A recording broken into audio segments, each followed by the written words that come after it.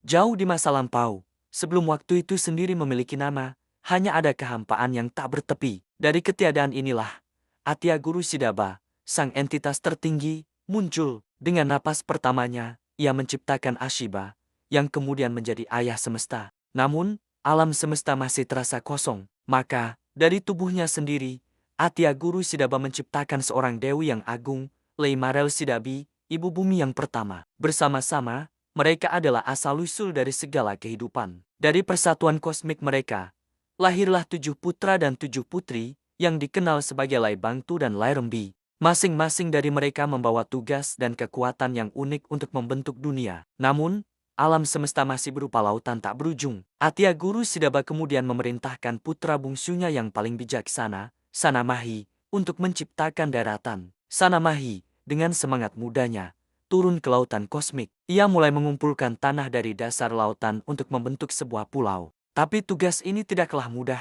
Seekor ular raksasa bernama Taoroinai, yang juga merupakan kendaraan Dewa Agung lainnya, mengganggu pekerjaannya. Setiap kali Sanamahi hampir berhasil, Taoroinai akan menghempaskan tanah itu kembali ke lautan. Melihat kesulitan adiknya, Pakangba, putra sulung yang cerdik, menawarkan bantuan. Pakangba mengubah wujudnya menjadi seekor ular air yang lincah dan menantang Taoroinai untuk berduel. Sementara perhatian Taoroinai teralihkan oleh pertarungan sengit itu, Sanamahi dengan cepat menyelesaikan tugasnya. Ia berhasil menciptakan daratan pertama, sebuah pulau subur yang kelak dikenal sebagai Manipur. Setelah dunia tercipta, Atia Guru Sidaba memutuskan untuk menguji kebijaksanaan putra-putranya. Ia mengumumkan sebuah perlombaan.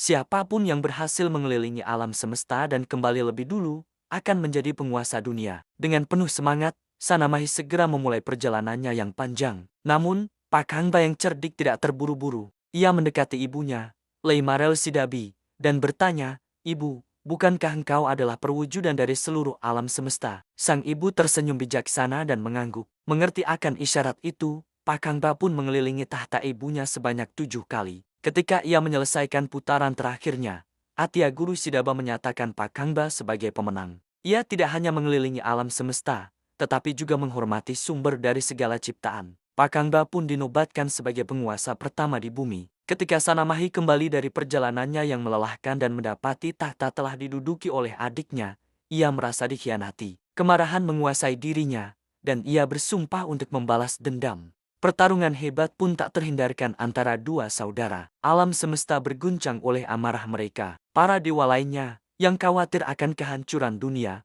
turun tangan untuk menengahi. Setelah perdebatan panjang, sebuah kesepakatan tercapai. Pakangba akan memerintah dunia pada siang hari, sebagai raja para manusia dan pelindung tanah. Sementara itu, Sanamahi akan menjadi penguasa rumah tangga, dihormati di setiap sudut rumah sebagai dewa penjaga keluarga, kehangatan, dan kemakmuran. Dengan demikian, keseimbangan pun kembali tercipta di alam semesta. Kisah penciptaan ini bukan hanya sekadar legenda. Ia adalah cerminan dari filosofi masyarakat Meitei tentang keseimbangan antara dunia luar dan dunia dalam, antara kekuasaan dan keluarga, serta penghormatan terhadap alam dan leluhur. Hingga hari ini, Pakangba dihormati sebagai simbol kekuasaan dan negara, sementara Sanamahi dipuja di setiap rumah sebagai penjaga api kehidupan.